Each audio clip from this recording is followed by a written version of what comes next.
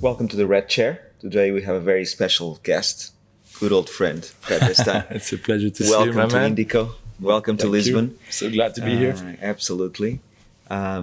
You're one of the great VCs in Europe, for sure, that we admire so much. It's good to have you here in the office. But tell me, who is Fred Destin? How did it all start? Well, I mean, if you think about venture per se, so I started that 22 years ago now. And I would say my two passions in life outside of my family and friends are design and architecture and building startups. And so very often when you ask people why you in the venture game, they'll say, well, it's intellectually interesting and I get to meet a lot of people, I can make money, whatever. They talk about the features. For me, I think it's more like it's really become my craft. And I think of myself as a craft person. It's like, how do you build companies? And so that's me on the professional side. I've been doing this for a long time, love it. The more it goes, the more I realize I know nothing, which is also very refreshing. That's how I feel when I talk to you. And then other than that, I grew up in Belgium until I was 14, moved to the UK. And I kind of think of myself as a citizen of the world, really. I lived in Boston. I've been in London 22 years. So I'm kind of a Londoner, if you want to place me somewhere. Since 2000. But I'm also just a human, and part of the human race. And to a certain extent, I think countries are views of the mind. They're used to control and divide us rather than anything else. So I very much, I'm very happy anywhere, really. But you started immediately in VC in 2000, or how did it go? I have like the worst background to be a venture capitalist. Well, not really, but I did hybrid derivatives at JP Morgan and Goldman. And honestly, when I graduated, I just didn't know what I wanted to do. And then I got a summer job, and my boss was the most amazing mentor that I've ever had. And in a way, I'm grateful for it. I'm also not grateful for it because I was so happy with him that he put me on a trajectory to stay in there for too long. But then in 99, at Goldman, I started to see how credit derivatives in particular were being used the wrong way. Mm-hmm. So this is 9 years before the crisis, but the writing was already on the wall. And at the end of 99, they actually promoted me and I resigned, which I think was still probably a shock to Tom Montag, who did that at the time. But I was just thinking about, do I really want to commit to this? And I'd always been obsessed with company creation. So I think there's something, if you think about life is like an arc between birth and death, and there's a certain movement in it. And if you think about company building, the act of creating is a very human act. And at quite a deep level, I've always been attracted to that. And then I started in VC thinking I'll go run a company at some point. I love operations, I love products, I love people. But then I found that I was actually pretty decent at it because I'm probably a better counselor than an operator. Mm-hmm. And the reason why I'm probably not a good operator is because I get bored. And I think a year and a half into a company, I'd be looking around going, okay, exactly, always the same this thing, was right? Great, but it's getting repetitive. Yeah. What else can I go do? So I think in life, you got to know what you're good at, right? Yes. VCs quite often like to do different stuff all the time, right? That's why you're a VC and not a CEO. I can really apply my creativity. So I realized in business, creativity is actually a really valuable skill. And we don't think of business as being creative, but actually it is. So if you think about reframing a go-to-market strategy, reworking a narrative or a positioning, or you have a complex strategy problem and you're trying to make sense of it and you're using analogs and you're whiteboarding what the solution might look like. Without overstating it, I think there's quite a lot of creativity involved. And if I think about the moments that make me really happy, like where I get the most energy, it's always in the room, always talking about some complex strategic issue. And that's where I get my kicks. Yeah, it's the difference between having a regular business and actually growing exponentially, right? It's creativity, basically, how you frame it and what you do with it. Exactly. But you were in 99 in London. I was there as well. It was the .com boom, and London was already at the center of Europe at the time in terms of tech. Was it then that you got inspired to one day become a VC? No, I jumped into Speed Ventures. Oh. True story, I divided my earnings by 10. But the earnings were good at Goldman Sachs. Yeah, but still, I mean, it was like, it was 26, 27 or something, and I took my salary down by 10x, or my earnings down by 10x. But I never looked back because the moment I jumped in, Speed Ventures was a bubble vehicle. Had a bunch of companies go public, Let's Buy.com, if you remember that. Yeah, very well. And then Speed Ventures itself had filed to go public. So we had Bear Stearns underwriting the IPO, and I remember being in Finland in Iceland with the whole team, and we're in this remote cabin on a glacier, and everybody's drunk on vodka going, IPO, IPO. It's like all 50 of us or something singing IPO. And then April happened, and actually we were slated to go public April 29th or something. Yes. I mean, thank God we didn't go public; it would have been a disaster. But it was the April whole 2000, thing, right? Yeah, April 2000. I was just leaving to go to Harvard at the time, right? So the whole thing was hilarious, and then after that it got hard. Very hard. And people think the bubble bursting was hard, but actually then we had September 11th. Yes. Then we had the telcos go bust. So Welcome was March 2002, and then all the CLECs went bust. So all the telecom capex disappeared. Yes, and Enron and Arthur Andersen, where And I used to work. exactly. So I would say it wasn't until Q3 '03 that shit started to look normal again. So what was interesting about that crossing of the desert is like nothing about it was fun.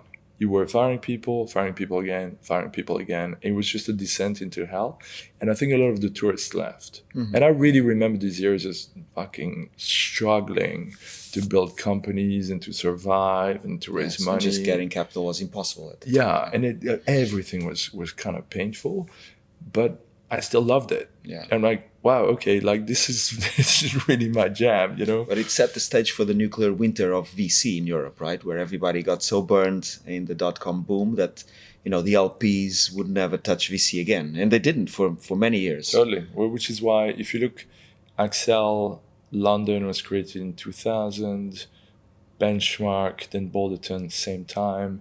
And Index, it started in 98 maybe. Mm-hmm. And so all these funds did unbelievably well because they were in market in 02, 03, 04, which are the beautiful vintages, and they just owned it, right? Owned it. And then there was no competition. They were very good. Yeah. They had capital. And they're good. And, so it's really interesting to see that if you look at Index and Accel as the two leading brands in Europe, that's when they got built. Right? So when did you join Accel? Well, so I went to a firm called Atlas Venture, which at the time was probably a top 5 European firm. Mm-hmm. And to be honest, there were not that many doors into mainstream VC. So you kind of take the one that you can. So I went into Atlas with my eyes open. It's kind of still like that in a way. Right, yeah, this is true. I went into Atlas with my eyes open. It was a slightly bloated organization, too many partners, too many funds under management. But I'm like, you know what? I'm just going to go in. And there are a couple of people I really loved. So Jeff Fagnan and Sonali Duraker, who now runs Accel Europe. And I was like, okay, this isn't perfect, but there's some good stuff about it. Then we went to 2008. And here we go again. In summer 08, we had 300 million committed. And we were well on our way to close a 500 million fund. The problem is we had Morgan Stanley, Lehman, we had all the banks. And so by the end of September, we went from 300 committed to 130, right? It was like your whole fundraising just go off. And so we took a decision to close by Christmas. It was like, whatever we have by Christmas, we're working with that. So we ended up with 385 million. January 6th, we fired half the partnership, which was interesting. It was a very organic process, actually. There was like a coalition of the willing. That people just came together, and it was like kind of obvious who the core group was. And then we went to town on rebuilding that thing. Now that became Atlas Venture, which is a biotech fund, and Accomplice, which is a tech fund. Mm-hmm. And both franchises have been really, really successful. Probably the favorite part of my career, because we took the tech team down from 12 partners down to 3. If you can imagine. I mean, this is radical. And it was Jeff Fagnan, myself, and a third guy. And I ended up moving to Boston. So people were like, are you crazy? Like, you have no brand name. You're well known in Europe. What are you doing? And I'm like, I'm kind of excited about it, to be honest. So I landed in Boston, and we just became like the punks of the local scene. We were just super early, super aggressive. We didn't have investment memos. Our term sheets were like 1 page long. We just went in there and just... And the beauty of it, though, is because we were so fast on decision-making, quite disciplined, is we built a fund that last time I checked was like 6.5x. So, and it's hard, by the way. It takes a lot of luck. It takes a lot of luck and it takes a lot of discipline. But we ended up putting a fantastic fund on the map. And so we went from this semi-dead organization to two groups that are both thriving. And Accomplice seeded Angel List and, kind of did Spearhead and all these super creative initiatives. And that was really awesome. Then we get to 2014. So I'm now 10 years into Atlas Venture, this kind of difficult, bloated beginning, the near-death experience, the rebuild, success. And I ran into trouble on the personal side. So my couple was failing. And I was like, okay, how do I fix this? And the bad idea at the time, I was like, why don't we go back to Europe? So if you imagine you're struggling in your personal life and you're going to change continent, school, job, and you think that's a good idea. Right. I don't know what I was thinking, but I thought, oh, maybe it'll be like a new start. Yeah. That didn't work. That's like when people are struggling and have a kid. Exactly. That's a perfect analog. So lesson learned, but I wanted to come back to Europe, and Accel was on my back because I had a track record. They knew me. We co-invested together. Sonali was there, and so it seemed very logical to join Accel. So I was at Accel for 3 years. Did okay on the investment side. Did Deliveroo, Pillpack, which has become Amazon Health. And so I kind of produced my numbers, but I didn't really feel at home. So Accel is an extremely well-run partnership. I think of course, nobody's weak. It's a very strong team, very high quality of talent. But running 500 million funds, I mean, it's one of 4 GPs at Accel. It wasn't my thing. And at the same because time, of the size of the check size, it's just bigger. It's Series Bs, it's a big Series A's and Bs, whatever. It's a big machine. Or did you feel that you couldn't sort of influence enough the companies? I mean, you had a lot of influence, but it's just scale drives a different game. We were industrially covering 14 countries, right? And so everything, the way you build your deal flow, the deal flow is a machine. The sourcing is a machine. The investment committee is a machine because everything has to be right? industrialized around processes that you can get to the right deals fast enough. And I can do it. It's just I was kind of losing a bit of my passion and creativity. Right. And I think at the same time, there was this other tension, which is people who knew me for 20 years have been telling me, you got to do your own thing, like you got to go create. And so, in a partnership also, because my style was so different, I don't think they were necessarily super happy with me. So it was kind of, it just didn't really gel. It didn't fit. Which is fine. I mean, it's like you got to let life... You were a misfit. You got to let life follow its course. And, if it's not right, almost energetically, then, that's life sending you a message, okay. Right? So decided to start something. And then I was at home. So I agreed a 1-year transition out with Accel. And then I'm at home, I remember in February, and I'm like, yeah, that's good, but I just got divorced. I got these heavy divorce obligations. I lost all my money in Boston, which is another story, on a disastrous real estate project. So I was like, no cash.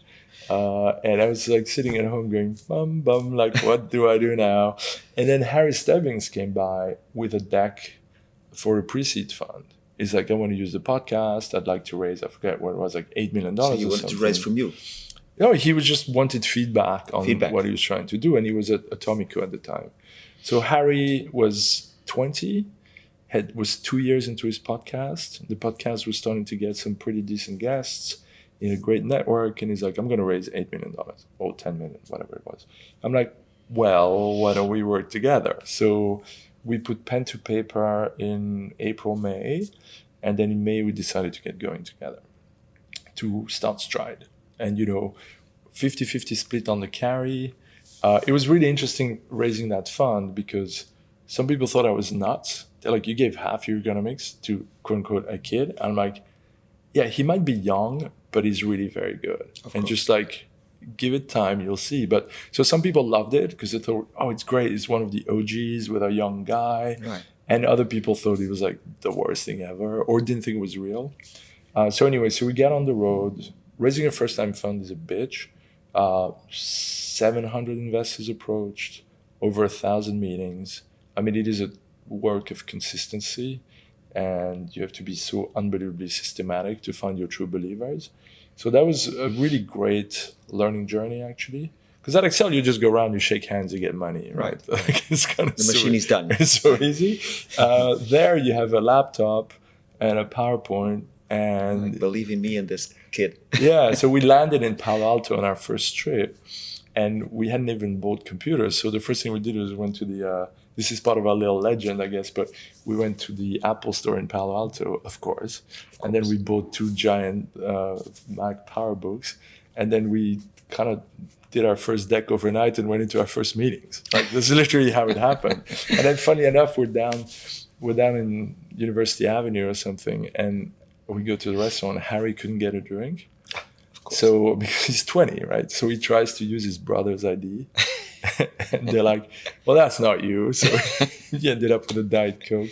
And to this day, I give him shit about it. But it was just so much fun to be on the road together. And, we're like, every day, we wouldn't go to bed until we had 5 intros to LPs. That was the task. It was like every day. And you decided to fundraise in the US. So despite the fact that you were launching. I know. We took this as an opportunity to build CRM. Because we're like, okay, CRM is a long-term asset. And so because we have a reason to talk to people, let's go talk to people. So we went to see university endowments and Rockefeller and, like people we knew we weren't going to get money from at a first-time fund. Because you'd be anyway too small, right? Right. But it allowed us to have the conversation. And so today, I have a very robust CRM, which is in part because on Fund 1, we really put in the miles. To instead of focusing on just getting the money, it's like, let's go talk to the best and then see what they say. University of Texas, people like that. So that was a really interesting process, quite fun. So anyway, so we ended up closing on 50 mil, got going, started investing, and then I did 5, 10 Which year was this? So this is 2018. 18. And then I did 5 rolling closes. Because I wanted to take pressure off myself to this big second close event. So we just started investing. Mm-hmm. And then every time we hit 10 million, we just did a close. So we got to 100 by May 19, I think, which was great. I actually really enjoyed that process because now we were doing everything. And that was pretty cool. And then Harry, unfortunately, Harry had different plans compared to mine, because I wanted to keep the funds small and artisan. And it's part of your stage of life thing. Like, I don't have anything to prove. I just want to do shit that I'm good at and that I find fun. Whereas Harry was like, hey, I want to build something really big. And so we ended up, prior to Fund 2, we're like basically slightly having different objectives. And again, I'm like, look, he's my brother, and we put Fund 1 on the map, but we decided he was going to do 20VC. And was going to keep on doing my little artisan seed fund. Right. And so we parted ways. So, building a team in venture that's stable is just tough. And, you continue to learn, it, but you continue to life reminds you. And the next phase was, I think for me, just being very, very explicit about values, long-term alignment, what the objectives were, and kind of rebuild the team from there. So I had Pietro Invernizzi with me. I had a fantastic CFO, Ross Wade, who was like my backbone. But that was it. That was the 3 of us. And then Cleo, I spoke to actually before Harry left, so I knew she was joining. But there we were. So we raised Fund 2. We capped at 100 million. I think we had about 240 million committed, just kept it small, and then kept building. And then we were lucky enough, so the CEO of Secret Escapes called me up. And he said, hey, my secret weapon's leaving. She's fantastic. You have to talk to her. So Lina Zakarovskaite, she's from Estonia. It takes a while to learn to say her name, but she ran growth at Secret Escape. She's phenomenal. And so she landed out of nowhere. I'm like, great. What a talented woman. Please come on board. And then we hired a couple of associates. One actually interviewed me for his podcast. His name is Michelangelo. So Michelangelo was interviewing me for his podcast, and I thought the podcast was amazing. And at the end of it, I'm like, hey, what are you doing for the next 2 years? And he's like, what? And I'm like, what are you doing for the next 2 years? He's like, well, I don't know. I'm probably going to be a founder or something. So you want to go work with us? And he's like, sure. And then he goes, what's my job description going to be? I'm like, chaos. Can you be chaos? He was like, what do you mean? He was like, well, can you bring all the stuff we don't see? Can you come and challenge how we think? Can you just come and be chaos? He's like, that's my job description. I'm like, yeah. So cool. He came on as Mr. Chaos. So now we have a team of 7 on the investment side. I added this year Gabby Kahane, who I've known for 12 years. And Gabby and I worked together on 8 of our portfolio companies. Mm-hmm. So I knew him socially, but also gained a lot of respect for how world-class he is through the work we did together. And then we finally also lucked out, which is my most trusted headhunter. It's a guy called Shane Burgess. He's a person I've done probably 17 searches with historically, CEO level, VP level. So I know him like the back of my hand. He's phenomenal. And he called me last year and he goes like, I turned 50. I'm tired of being a headhunter. I want to be more aligned with founders. And I was like, great, come in. So now we have a great talent partner. So out of a place of relative fragility, we've now switched to a place of quite good strength. Really senior people, really knowledgeable. Yeah. And I think part of the change was also in me, which is, there's the kind of letting go as the founder, and I put myself under a lot of pressure to everything has to be world-class, etc. And over time, you kind of go, no, it's okay. People will come with really different styles and really different approaches, and you just got to let them be who they want to be. And it's also bought me a lot of space to go back to thinking and speaking on stage, which I love to do, and sharing thoughts. And I think that's also, for me, like as a balance, has been quite cool because now I can focus. I do investing, which I always adore, working with founders, and then finding space again for that kind of thought leadership work. Right. So over these last 22 years or so, you've been looking at founders and opportunities, and you've backed amazing people. What are the sort of key characteristics in those founders that you think are, the key ones that make them really successful? Yeah, I think my first comment on that would be that people look for algorithms. People look for systems, people look for simplifications. Here's the 3 things you should look for in a founder. And it's more complex than that. I don't know that works, to be honest, because if you look at Scott Knoll at Integral Ad Science, the $4.5 billion company, he's very understated. He's very quiet. He's very, he's just got a style to him that wouldn't necessarily shine when you're fundraising. Right. But he's really freaking good. And so I don't know that I have an archetype that works. What is... Maybe that's not the dimension. I agree that, for example, the US VCs, they really almost require the founders to be a superstar on stage, right? Correct. It doesn't mean that those are the right people, right? No, necessarily, exactly. Right? But there's other characteristics maybe, Yeah, I think, look, there's something about... One of the mental tests I try and use is like, if I look back to TJ Parker at Pillpack, TJ, founder of Pillpack, goes into a room to sell the company for $600 million, comes out with $1 billion offer. And you try and divinate or identify early on whether you're in front of the kind of people who have that type of backbone, that they're able to do that without being arrogant, without hubris, but just because they have substance.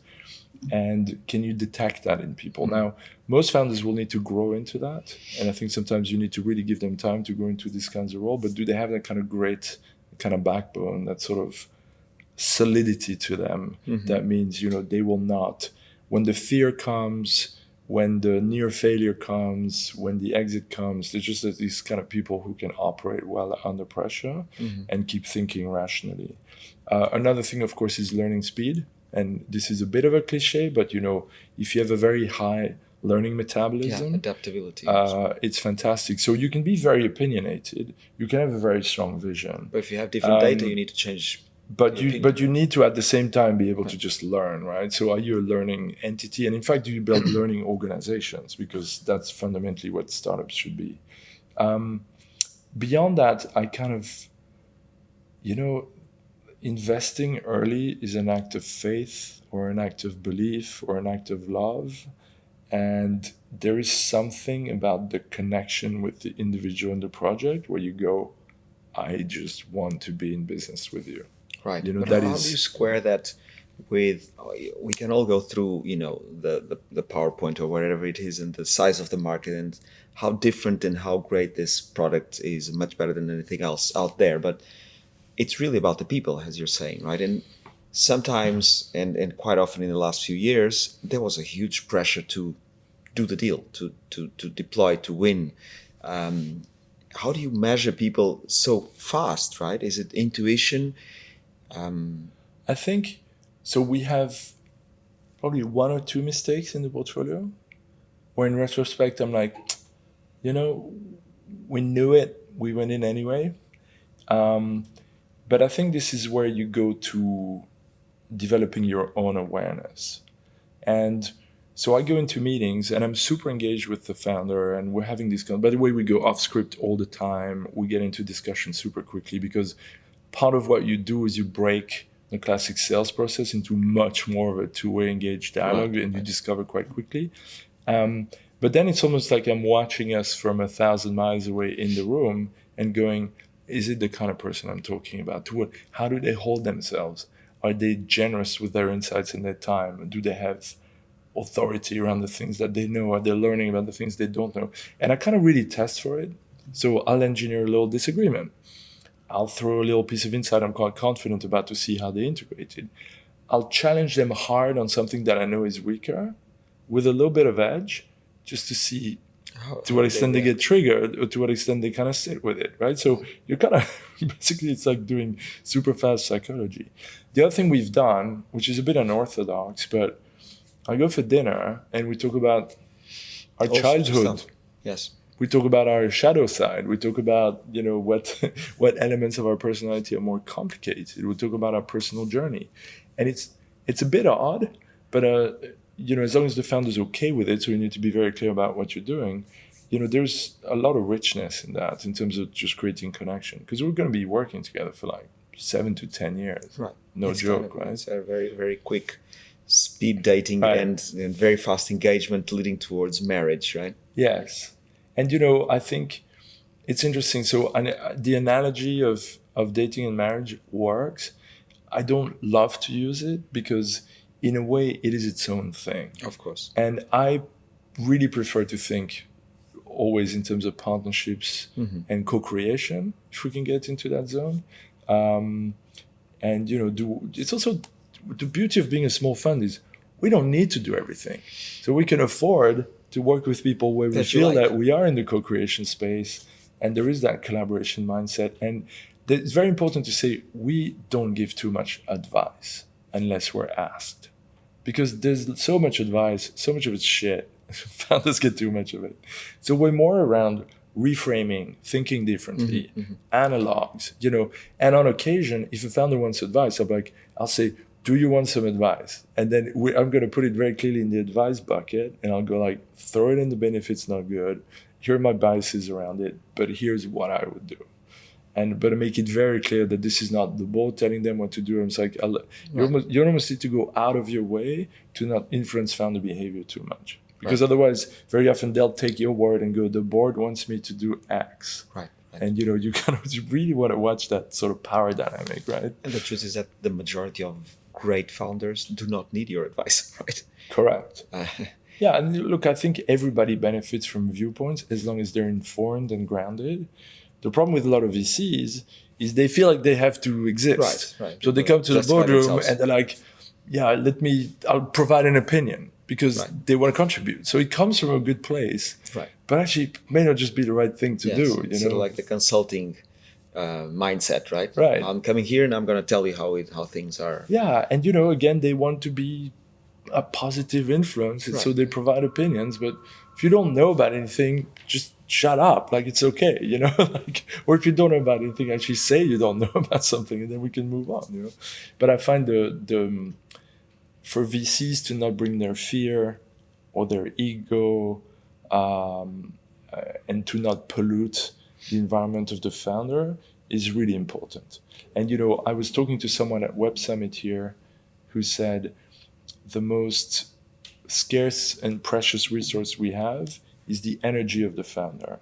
And I really like that. And it's like, are you depleting the founder of energy or are you doing the opposite? Now, it doesn't mean sometimes you don't want to have a tough discussion. Of course. Because, that's also... you have to also... radical honesty is part of your job. You're not there to be liked. But you just want to be very sparse with when you do that. It's a kind of silver bullet you don't want to use too often. No.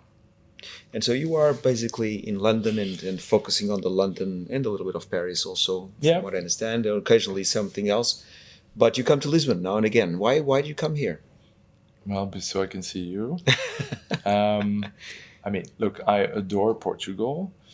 That's an obvious answer. We have, so if 65% of our portfolio will be around London and the so-called Golden Triangle, we have select opportunities outside. Now, there's got to be a good reason why they come to us. So, for example, we did Oliva Health out of Barcelona with, the original co-founder of Travel Perk. And the reason why we did that one is we found it. It's like very rarely for us, we were being thematic, and Clio signed up. Clio signed up to try the tool, and then the founders kind of knew us because of my work on LinkedIn and Twitter, and then we jumped in there and basically hijacked their funding round in 3 days. But there was a very good reason why we're in, which is we approached them. We have another company in Spain called Cleverea, and so they specifically did not want a Spanish investor. So they reached out to seed funds in the UK. We were near the top of their list for whatever reason. But I mean, again, I understand why they came to us. There's a good reason for that.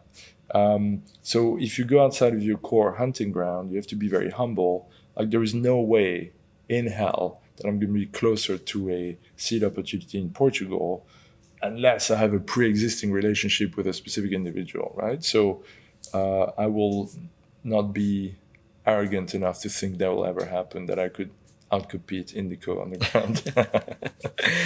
And we were just now at Web Summit, right? And what do you think about the Web Summit and these sort of events? So the fact that we are able to bring the community together at scale like that is wonderful, because I think for me the energy, I mean, the amount of young people, by the way, diverse people, lots of women, lots of people of color, the kind of crazy breadth of projects, underwater farming using VR, AI powered, no code. There's a lot of creativity for sure. I mean, it's great. So there's just an amazing energy that I think really helps us put ourselves on the map and change our own narrative about what our market's about. So I think that's phenomenal. It is unbelievably well organized. So I've never seen such a seamless conference. I mean, credit to Paddy and co. And for me, I meet people here from London that I don't get to meet in London, right? So it's just this incredibly concentrated networking opportunity. But I also feed my brain. I come here to just be on the ground and talk to people and feed my brain and kind of open up. So I don't come here with specific business objectives. Right. I just feed myself on ideas. Yeah. And I find it just very enriching. Well, it's very good to have you here. Fred, thank you so much. It's a real pleasure. Welcome always to Indico. And I'll see you around. All right. Thank you, man. Thank you.